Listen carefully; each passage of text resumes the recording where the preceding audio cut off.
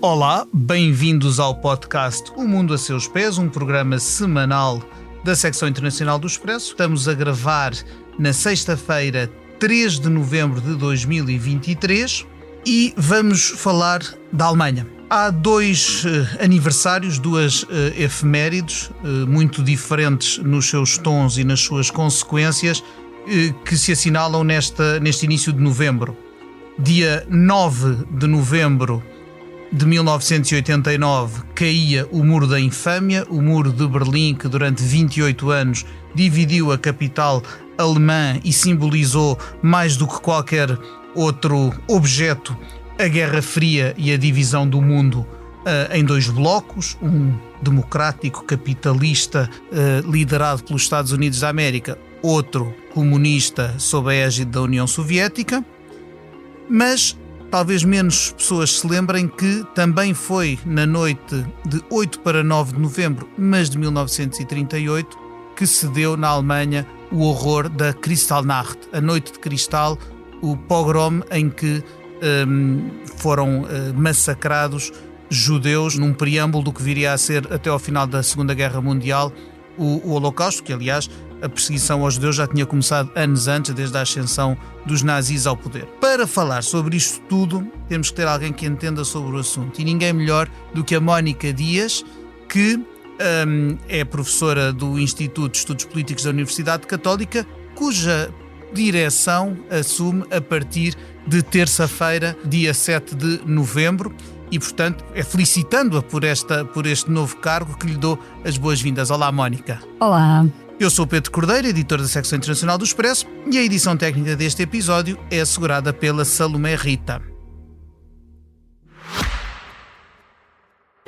Subscrever o Expresso é ter acesso à melhor informação, a uma vasta oferta de conteúdos exclusivos e à opinião de referência. Subscrever o Expresso é tornar-se membro do nosso clube, poder ser voz ativa de uma comunidade informada e beneficiar de vantagens exclusivas. Subscreva o Expresso em expresso.pt/digital. Expresso. Liberdade para pensar.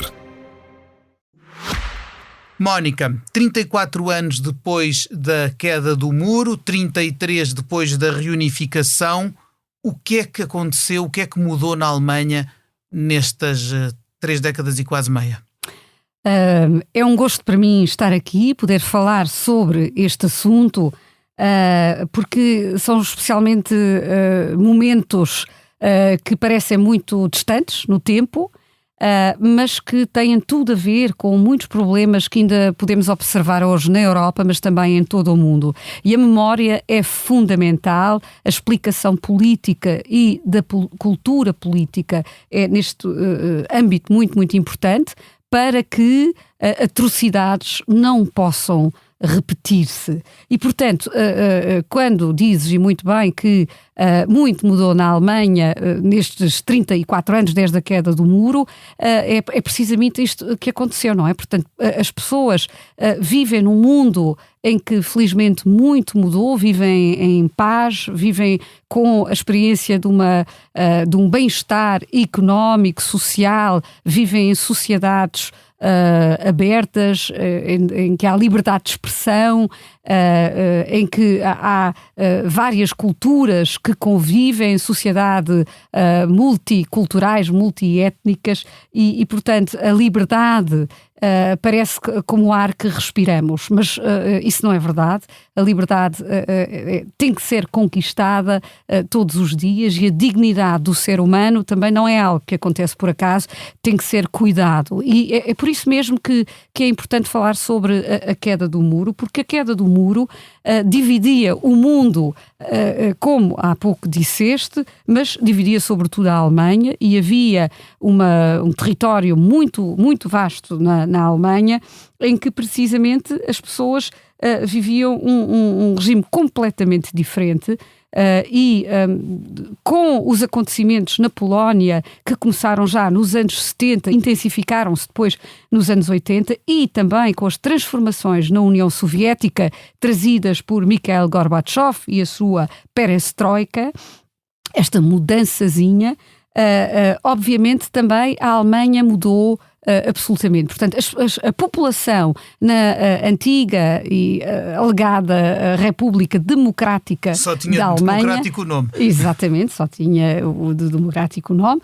E, enfim, nesse espaço, o que aconteceu ao longo da década de 80 é que as pessoas estavam saturadas de um regime de opressão, de desigualdade total, de censura, de vigilância e, portanto, também um regime em que viam também com cada vez mais contactos para além da televisão, viam que na outra parte da Alemanha as famílias viviam bem, viviam em liberdade, podiam viajar e deste lado do muro, enfim, os jovens não podiam viajar, não podiam escolher livremente aquilo que estudavam, não podiam escolher livremente o que liam, o que conversavam, o associativismo não existia, existia uma verdadeiramente opressão e também as condições económicas na RDA estavam a deteriorar-se cada vez mais e, portanto, eu estou a falar deste contexto porque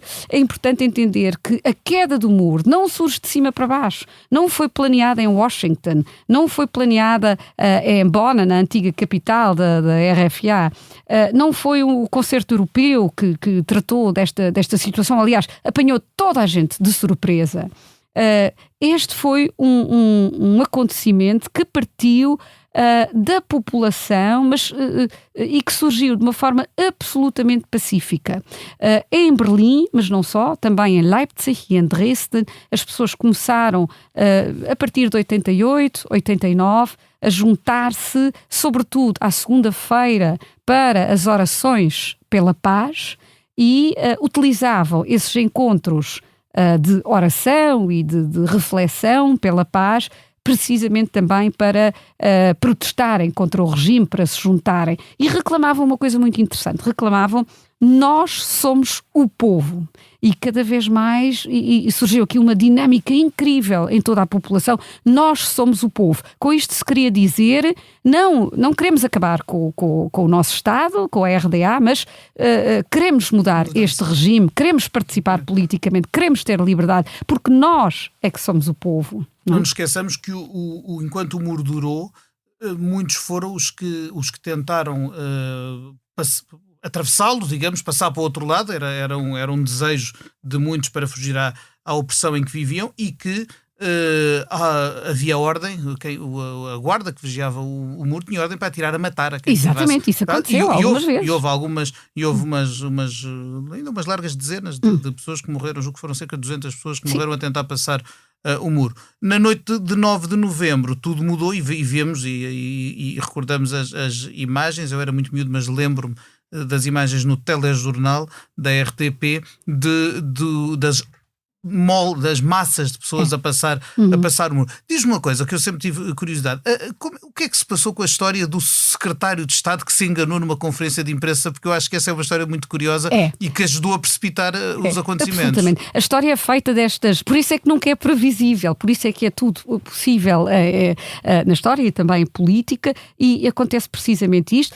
Só para dizer, estas manifestações têm depois uma dinâmica cada vez maior e o slogan "Nós somos o povo" muda espontaneamente também para "Nós somos um povo". E, portanto, da crítica e do protesto contra o governo nasce depois uma reivindicação de unidade nacional e de unificação com, enfim, a outra Alemanha. Não é? E, portanto, isto é espontâneo, isto é de baixo para cima. Obviamente que há uma constelação internacional que apoia, obviamente que o enfraquecimento da União Soviética e a abertura também tem aqui uma influência enorme, mas há aquele episódio em que há muitas pessoas que saem da RDA e são refugiar precisamente na Embaixada Alemã na Hungria, passam lá o verão, portanto há situações muito tido extremas. Também o famoso discurso de Reagan, Mr. Gorbachev, tear down this wall. Exatamente, foi muito importante também,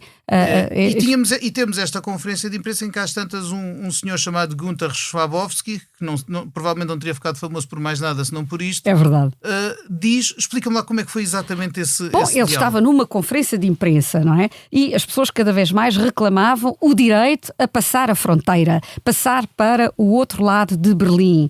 E, enfim, com esta pressão toda popular e política, às tantas é tomada a decisão, bom, então sim senhora, vamos fazer aqui uma pequena abertura e vamos autorizar que as pessoas podem, mediante um pedido, esse pedido pode, ou requerimento, pode ser aceito e então essas pessoas podem passar a fronteira. Era esta a ideia. Mas naquela noite de tanta agitação, com milhares de pessoas na rua, não sabíamos se isto ia acabar de forma violenta ou não, e ele nessa conferência de imprensa enfim, confrontado com esta questão de um jornalista. Mas diga lá, o que é que se passa afinal? Diz que nós podemos passar a fronteira a partir de quando? A partir de quando é que é válida essa lei? E ele não sabe, vira-se para um lado e para o outro. Isso pode ser visto no YouTube, e mesmo quem não entenda alemão, basta de observar a linguagem corporal, não é? E o desespero e a ignorância total de lidar com esta situação. E ele, enfim, muito desesperado, olha para um lado, olha para o outro, ninguém sabe nada, e ele diz, bom, eu acho que é a partir de logo. Mas como a partir de logo? É já hoje, esta noite? Bom, eu não tenho aqui mais nenhuma informação, não tenho aqui... pronto, sim, eu acho que é a partir de hoje que se pode passar a fronteira. E depois desta declaração,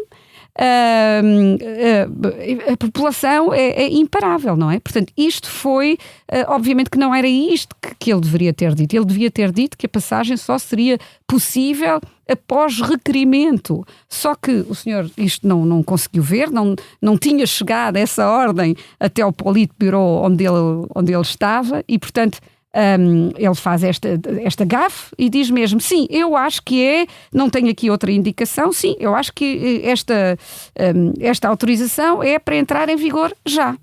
E entra em vigor, o que é que acontece? As pessoas vão todas para a porta de Brandenburg, é aí que tudo se concentra, não é?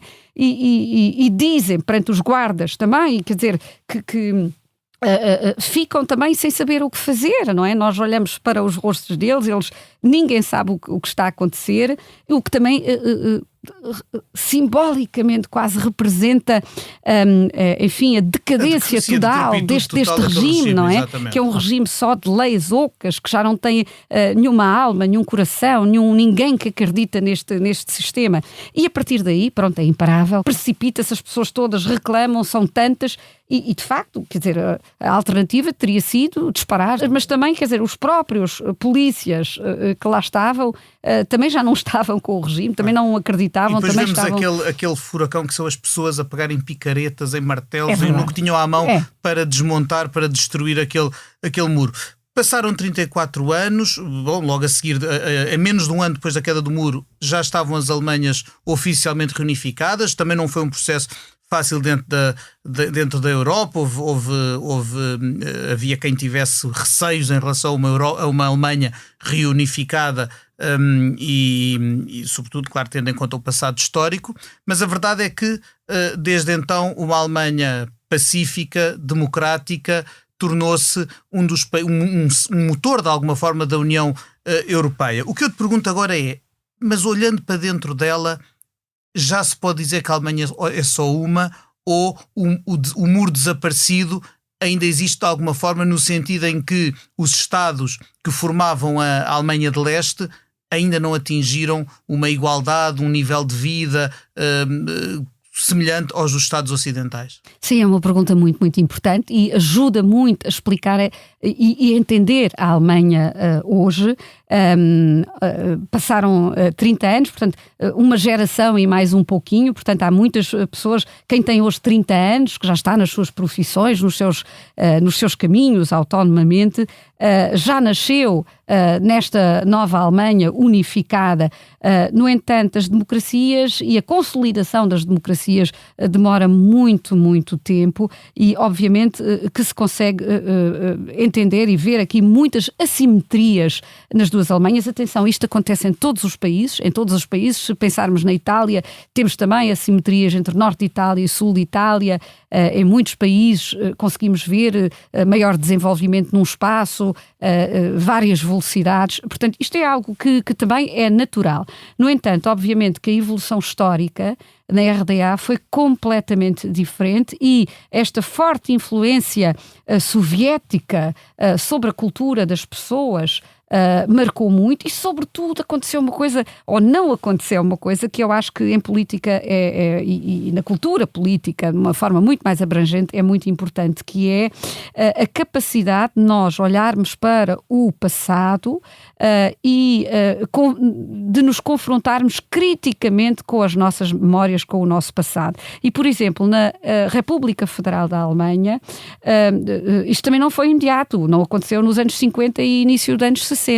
Demorou uma geração ou mais até a população conseguir olhar para o nacionalsocialismo e fazer a sua crítica e fazer o seu luto, digamos, fazer uma confrontação com aquilo que de facto tinha passado na Alemanha. Por exemplo, eu cresci na Alemanha e nos anos 80 andava eu na escola e, quer dizer, tivemos de visitar campos de concentração, tivemos que fazer imensos trabalhos na escola, tínhamos aulas só sobre o nacionalsocialismo, o que é que aconteceu, o totalitarismo. Portanto, houve um trabalho educativo muito, muito grande e de confrontação, de facto, com a culpa alemã. E esse trabalho da culpa alemã, que é muito importante ainda hoje, e obviamente é algo que marca a Alemanha. Fez-se em relação ao nazismo. Em relação ao nazismo, sim. Mas não foi feito. Fez-se em relação ao comunismo na RDA? Não, mas na RDA também não foi feito em relação ao período nazi, porque, repara, também na RDA houve, obviamente, porque era uma Alemanha só, não é? Houve este passado nazi e aí não foi feita este trabalho sobre a culpa alemã, porque esta ideologia soviética construiu aqui logo algo de novo e proibiu, de certa forma, qualquer crítica, qualquer questionamento. Não convinha muito ao regime stalinista que se lhe recordasse, por exemplo, coisas como o Pacto de Molotov-Ribbentrop, em que a Alemanha nazi e a União Soviética basicamente pactuavam a divisão da Europa. E não esquecer também que a União Soviética teve também muitos episódios terríveis em relação à população judaica nos territórios, não só da União Soviética, mas também da Polónia, que eram controlados pela União Soviética, e em muitos outros territórios também assistimos a isso. Portanto, isso foi tudo varrido por baixo da carpete. Tinham a primazia, mas não o exclusivo, no antissemitismo e no absolutamente. E já agora, eu acho que depois aconteceu exatamente o mesmo. Portanto, esta transformação da Alemanha, a unificação, foi muito, muito rápida e aí sim foi feita um bocadinho de cima para baixo. Na verdade, o que aconteceu foi que a Alemanha, a República Federal da Alemanha, anexou, digamos, a RDA, não houve ali uma negociação 50-50, portanto a RDA foi toda absorvida pela RFA, todo o seu sistema político, e isso obviamente foi muito rápido para a população, e essa população nunca chegou também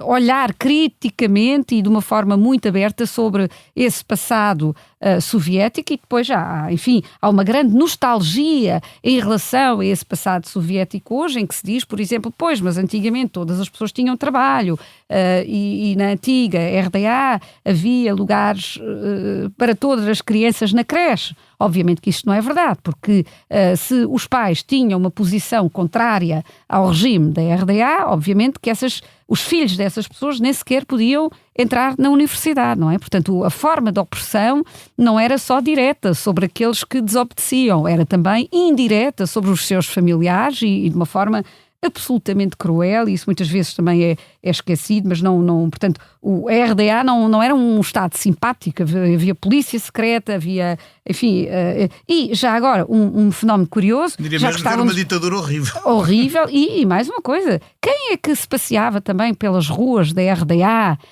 precisamente em novembro de 1989, ou melhor, não sei se teria sido em novembro, mas quem é que vivia e se passeava pela RDA em 1989? Uma ideia, Pedro? Quem é que andava por lá? Um observador da KGB. Vladimir Vladimirovich Putin. Exatamente. Portanto, Vladimir Putin estava, nessa altura, assistia a essas revoluções em Dresden, populares, não é? Exatamente. E, obviamente, assistiu a isso com horror, não é? Porque, sendo um homem inteligente, percebia exatamente que isto era o fim da RDA, aliás, há e muitos... um prólogo daquilo que ele considera ter sido a maior catástrofe geopolítica do mundo, que foi a dissolução da União Soviética. Exato, e aliás, há muitas pessoas que afirmam precisamente que esta invasão da Ucrânia se dá precisamente porque ele observa mais uma vez como as pessoas na Ucrânia querem fazer outro rumo, como as pessoas na Ucrânia certamente também dizem agora, nós somos o povo, não é? E, portanto, mais uma vez, estas imagens devem ter preenchido a sua mente com horror, não é? E repara que há aqui uma coisa que é muito interessante.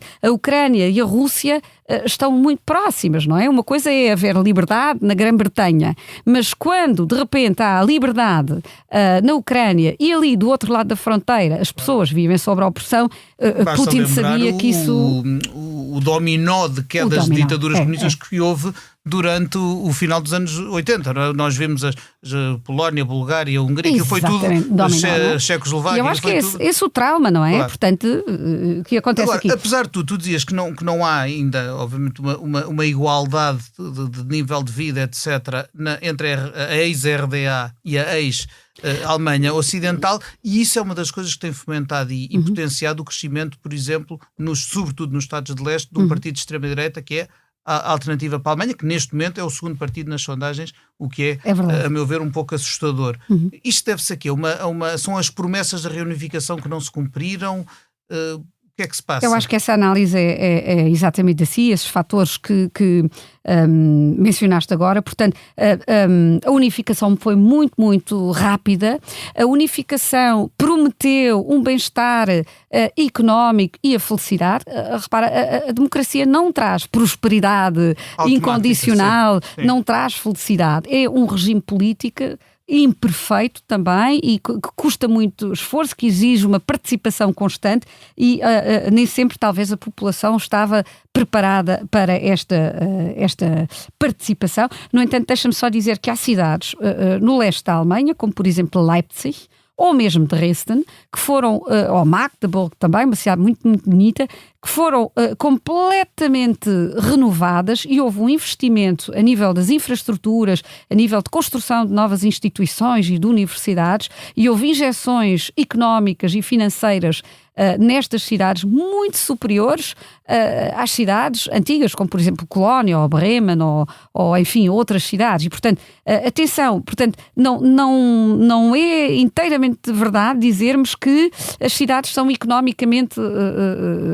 desfavorecidas. Isso não é bem assim. No entanto, obviamente, notamos que há ainda grandes diferenças, mas há belíssimas universidades também a leste e grandes empresas que se formaram. As cidades estão muito bonitas porque houve justamente essas intervenções. Agora, o que é que não aconteceu foi uma transformação da cultura política, e isso, porque isso também não podia acontecer, não é? Tem que haver sempre um momento crítico de contraste, de confrontação, de discussão, e isso...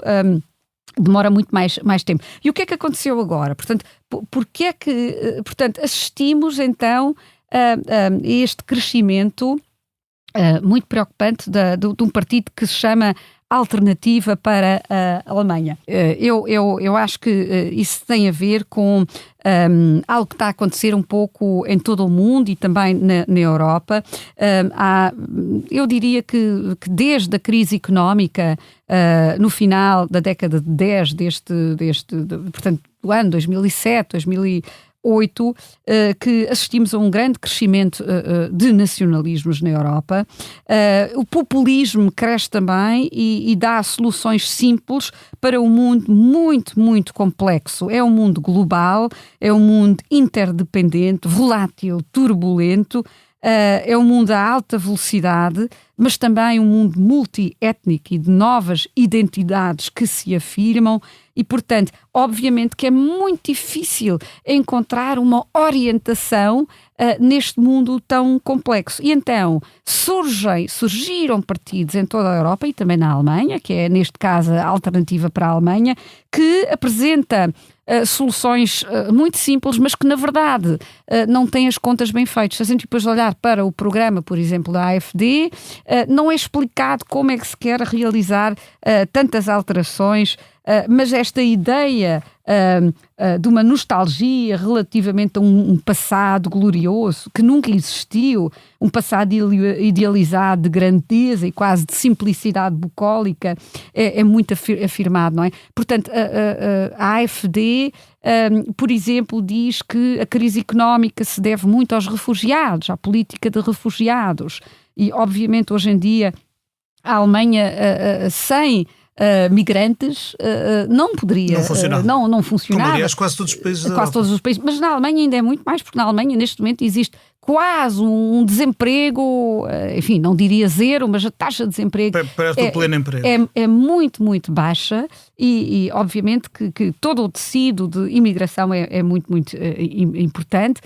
Depois a AfD tem no seu programa também cortar muito os impostos, também, enfim, cortar o Estado e curiosamente aqueles que votam no AfD são aqueles que mais iriam perder com este corte, exatamente porque são muitas pessoas de baixo rendimento ou de médio rendimento e com cortes de performance do Estado, portanto, e com cortes também sobre subsídios, etc., iriam sofrer mais.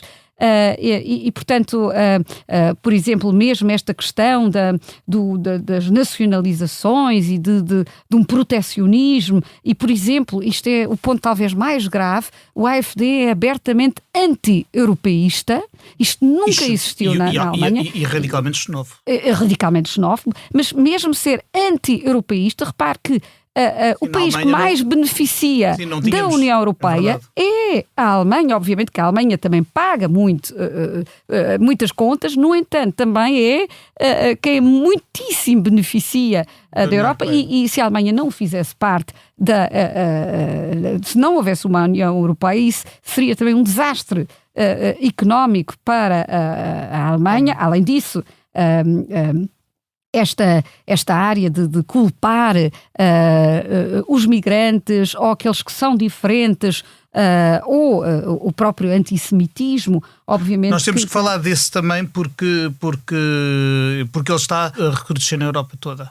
Na Europa toda e na Alemanha, obviamente. E na Alemanha, obviamente. Na Alemanha, e eu queria falar contigo sobre isso e queria ouvir as tuas opiniões sobre isso, porque me parece muito assustador e sobretudo nas últimas semanas, desde que no Médio Oriente voltou a haver guerra entre Israel e o Hamas, com o ataque horrendo que o Hamas cometeu contra civis israelitas no dia 7 de outubro e com os ataques que em retaliação Israel tem feito na faixa de Gaza, isso tem dado aso a que nós vejamos pela Europa toda a manifestações que supostamente são de apoio à Palestina, mas em que há sempre uma expressão de ódio pelos judeus, seja um cartaz onde aparece a estrela de David num caixote de lixo, sejam inscrições que dizem mesmo morte aos judeus ou sangue judaico ou a solução final não foi o suficiente, coisas assim.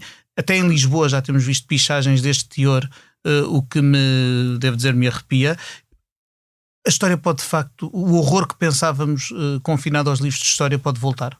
Sim, essa é um receio enorme. Eu acho que nós nunca aprendemos da história, portanto nós vivemos sempre a nossa história e cada momento do presente forma a sua própria história. Na Europa assistimos a violência, seja por intimidação ou agressão concreta contra judeus e instituições judaicas. Neste momento, instituições judaicas, sejam sinagogos, sejam museus, sejam escolas ou creches, têm que ser protegidas, Quer dizer, a questão também é, isto tem tudo a ver só com o contexto atual que estavas a referir, ou será que este antissemitismo sempre foi latente, sempre existiu e agora é mais visível, não é? De facto, não imaginávamos que fosse possível, num mundo de leis internacionais, proteção de minorias, liberdade religiosa, tolerância, pluralismo, resolução de conflitos pela lei e uma cultura de debate, assistir a isso. E obviamente quando isto acontece na Alemanha é completamente diferente, porque a Alemanha tem outra responsabilidade. A ressonância histórica está lá. A ressonância histórica e a responsabilidade em concreto, quer dizer, Auschwitz é uma realidade. Theodor Adorno dizia como é que é possível, questionava-se como é que é possível fazer poesia depois de Auschwitz, não é? E de facto foi importante reinventar todo o sistema internacional e proteger de facto aqueles que são perseguidos e obviamente os judeus. Agora, parece-me que o que está a acontecer hoje é particularmente importante porque há 85 anos, como mencionaste há instantes, assistimos na Alemanha e já sob regime nazi à Noite de Cristal. Aconteceu precisamente a 9 de novembro de 1838. Exatamente, e foi uma era noite... essa a outra efeméride que se assinala e que um horror, não é? Enquanto que a queda do muro foi um momento de esperança e libertação, a Kristallnacht é um dos símbolos do horror de que o ser humano é capaz. E cá está, o ser humano tem que ser constantemente pacificado, não é? Porque esta violência pode surgir. Aliás, há um filme muito interessante que se chama A Onda. É um filme alemão e que é feito a partir de uma experiência conduzida nos Estados Unidos. No entanto, essa experiência no filme é alterada e eu recomendo a todos, já que é sexta-feira e o fim de semana e temos a semana para ver algum bom cinema. Este filme mostra uma escola que tem uma semana de projeto e que um professor, então, durante a semana vai ensinar o seu grupo sobre o que é autoritarismo e de facto ele pergunta aos seus alunos: vocês acham que de facto o nacionalsocialismo era possível novamente na Alemanha? E os miúdos, todos assim, por volta de 16, 17, 18 anos, os miúdos respondem todos: não, era impossível, hoje em dia Hitler novamente na Alemanha, não, isso é nacionalsocialismo, não, é completamente impossível, nós estudamos tudo e sabemos que não é assim. Bom, e ele então, durante uma semana, faz uma experiência com os alunos, e eu agora não vou contar o que acontece no filme para que possam ver, mas o que posso adiantar é que esta experiência sai completamente fora do controle e mostra-nos o que todos nós, não é? Que fomos educados na democracia e que fomos educados também num contexto de abundância. Atenção, portanto,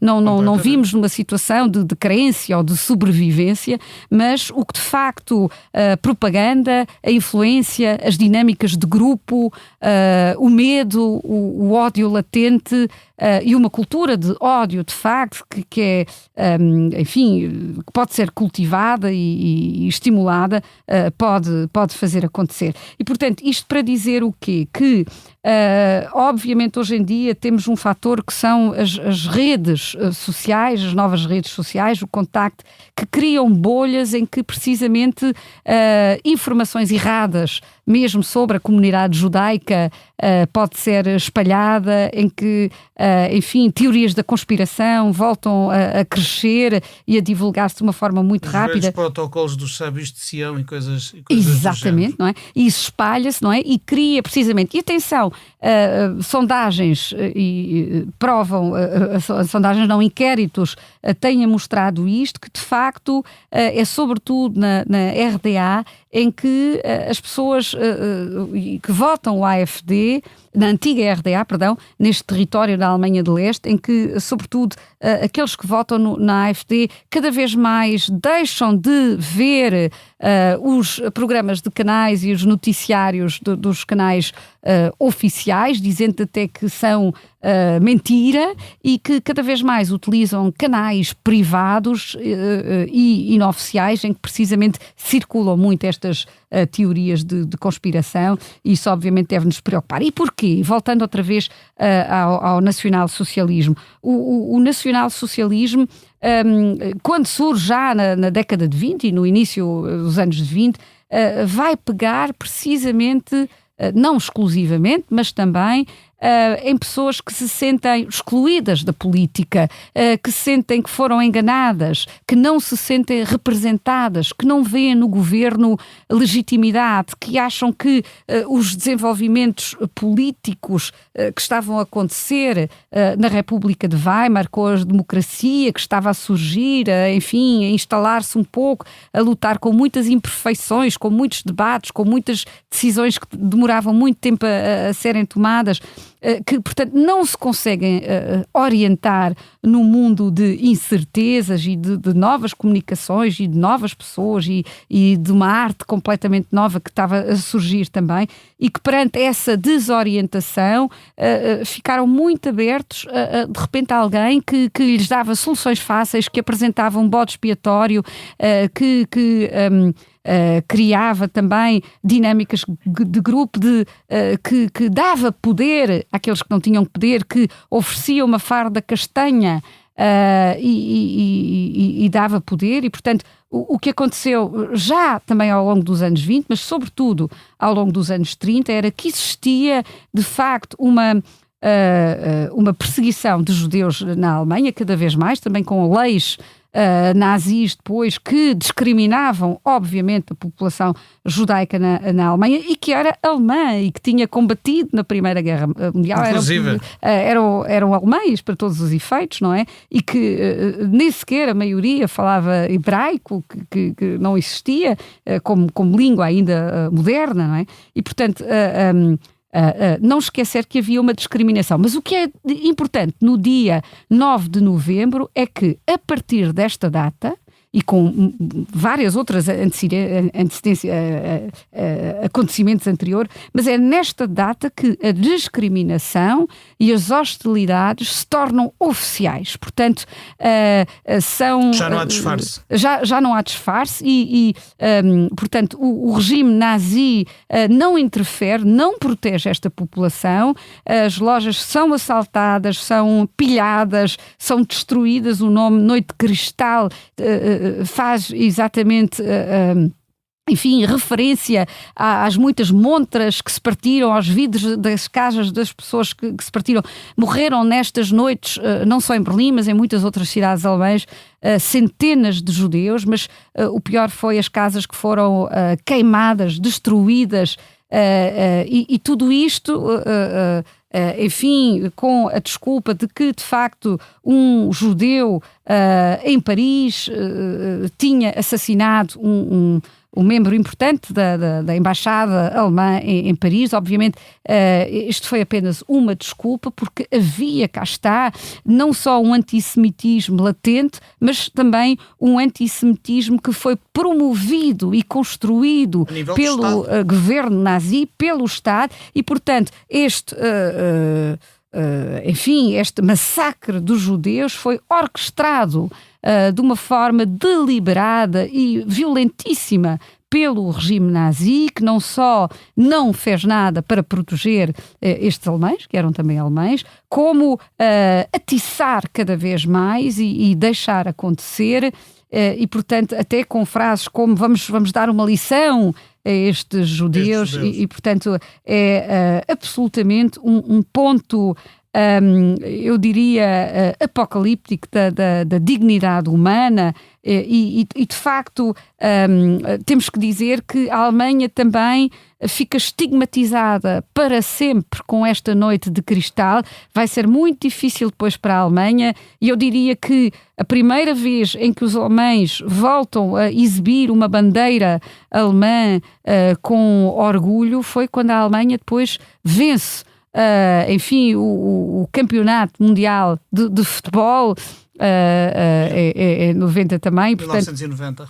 Isto ainda foi antes da reunificação. E já agora, há outro ainda filme, já que falei há pouco de cinema, de um filme, portanto este é o filme A Onda, e recomendo, aliás, os professores que nos estão a ouvir deviam ver estes filmes, este filme também com os seus alunos, porque o que acontece na Alemanha, na verdade, também pode acontecer em Portugal ou em qualquer lugar no mundo.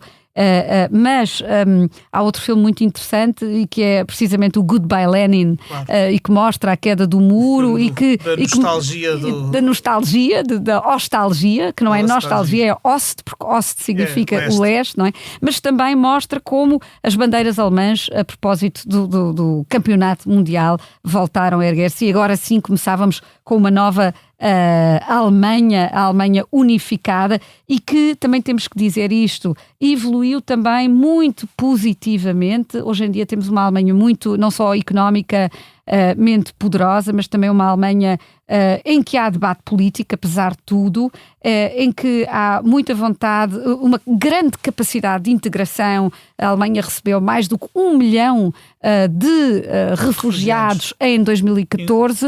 Mas também da Angela Merkel. Exatamente, mas também recebeu milhares de refugiados agora da Ucrânia, e tem esta capacidade também. Portanto, sim, há sinais muito preocupantes, e temos de ver, o governo alemão tem que olhar muito bem o que deve fazer de forma diferente, mas também há esperança, porque também é possível, superar e aprendermos a tempo com os problemas e as crises, e podermos superar e encontrar soluções pacíficas e politicamente abertas e plurais para estes problemas.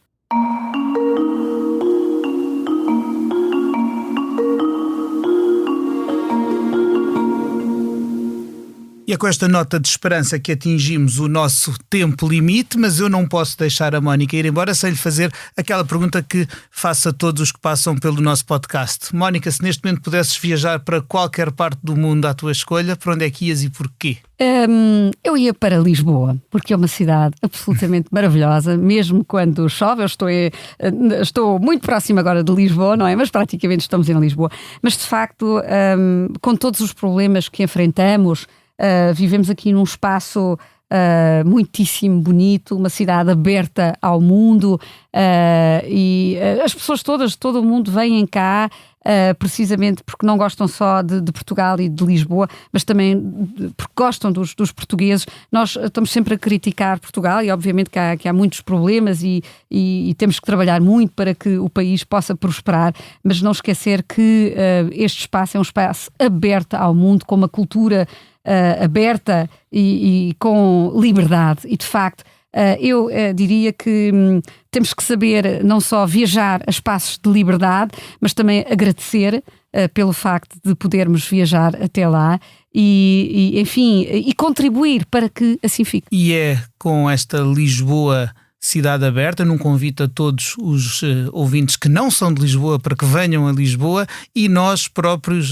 eu falo como lisboeta, também às vezes saibamos olhar a nossa cidade com olhos novos e sem parti pris. Resta-me agradecer à Mónica Dias a participação neste podcast, à Salomé Rita pela edição técnica, e acima de tudo a si que está desse lado a ouvir-nos. O Mundo a Seus Pés volta para a semana com outros convidados, outros assuntos. Até lá, até breve e até sempre.